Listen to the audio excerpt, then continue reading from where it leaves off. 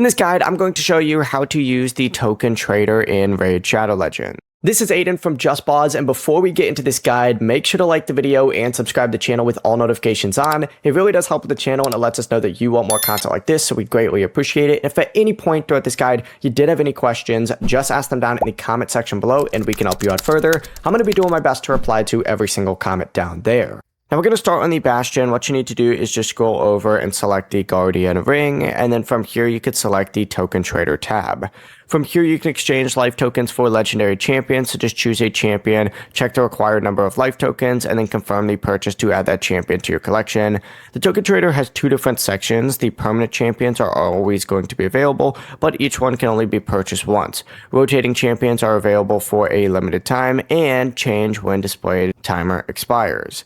A rotating champion can be purchased again if they return in a future rotation. To get life tokens, you're going to want to use the Unbind Champions tab and permanently unbind eligible duplicate legendary champions because unbinding cannot be reversed.